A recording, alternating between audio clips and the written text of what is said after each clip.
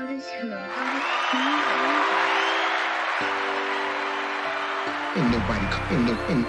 Ain't nobody coming to see you, Otis.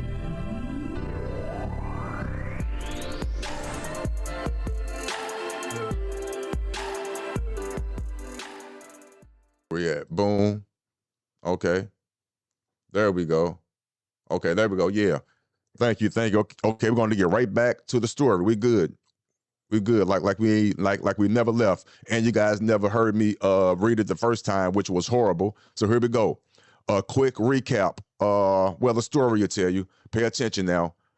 Days after entering a guilty plea for second-degree assault in the Ralph Yarl shooting, hopefully I'm pronouncing his last name correctly, Yarl, Yarl, I don't know. Yarl, okay, thank you. Andrew Lester has decided to check out of life. Lester, 86, was all set for his big sentencing day on March 7th, 2025. This charming fellow, who just happened to be white, shot at the then 16-year-old Yarl sent twice because the poor kid mistakenly knocked on his door while trying to pick up his little brothers back in April of 2023. So that was almost 2 years ago. Naturally, this little incident sparked protests, made national headlines, and even earned Lester some delightful death threats. According to the Clay County District Attorney's Office, Lester passed away on Wednesday. The cause of death, still a mystery. During a brief hearing in Liberty last Friday, Lester looked like he was auditioning for a frailty contest, hunched over in his wheelchair, lamenting about his poor health and struggling to hear what was going on around him. In a statement, Yarl's family expressed a delightful mix of emotions over Lester's death. But let's be real, justice wasn't one of them, and they were left reeling. Even though Lester finally decided to admit guilt, the family pointed out that it only happened at the very last minute after 2 long years of playing the waiting game. On Friday, Lester finally pleaded guilty to second-degree assault in a plea bargain with the with the Clay County District Attorney. He was all set for sentencing on March 7th, where he could have faced cozy 1 to 7 years in prison. Now let me before I make my statement, correct me, man. Shot. Okay. The little kid ain't never died. Okay. That's what I wanted to make sure. No. Thank you. Okay. Thank you. You already knew where I was getting at. Yeah. He shot him twice, but he didn't kill him. Okay. You knew where I was getting at because I was tripping off that charge. Yeah. I was tripping off the charge. Thank you. Yeah. I was tripping off the charge. But yeah. Let me ask you a question seriously. To you, is that justice served? To you? He's 86. Or let me say this before we get this. I know I asked you a question, and I definitely want you to answer it. But he's 86 years old.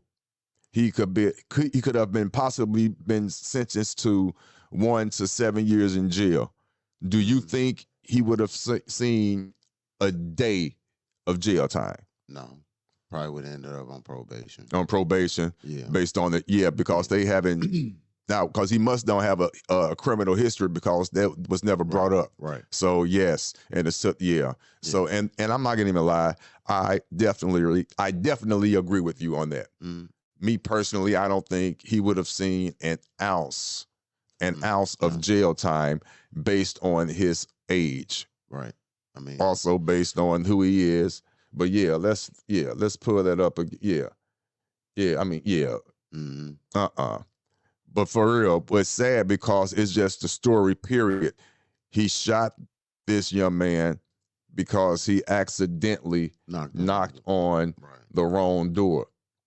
That is crazy. Yeah, that was wild. Crazy. Now, he's 86, but at the time, he was 84. I'm not going to blame that on age, but I'm going to just say he was set in his ways. he was definitely already set in his ways. It is what it is. Yeah, it is what it is. That is crazy. I'm going to say this. I'm pretty sure he died of natural causes. Hopefully. I wouldn't even say hopefully. I don't think that was punishment enough. I think he got off easy, me personally. Yeah. If you die of natural causes, to me, you got off easy. Yeah. Natural causes, and I could be wrong, and this might be a false statement, but I would assume natural causes will be something like dying in your sleep of a heart attack or something like that, which means you didn't feel anything. Right. To me, that's not suffering. Right. That's just me. I'm just being honest. That's just my thought process. So to me, he got off easy. Right. And I mean, I don't know. This is just my thought process. You could call it what you want to call it.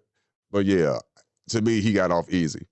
But it is what it is. But that's that story. I wanted to give you guys definitely an update on that one. That was hot off the presses 59 minutes ago. Mm-hmm. So I definitely wanted to share that with you.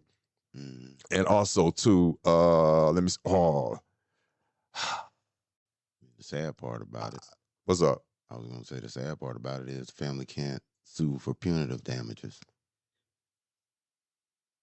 I don't know about that. How come they can't? They probably can. Maybe they was trying to get this first and then go after his estate now. Right. But the question is, does he have an estate to go after? He could have. I'm not going to be judgmental. He could be sitting on a little nest egg, but I think they could. Yeah. I'm not a lawyer. I don't know. But that's a good question. Mm-hmm. Is it possible they could go for the punitive damages now? Make it a civil case, more or less, if that's the proper term. Yeah. Now go civilly. Now that the criminal aspect, and they could go after the estate. True, they got to see if it's worth it, because other than that, it's just going to be a lien put against the estate. Right. And it's, so you're not going. But yeah, great point.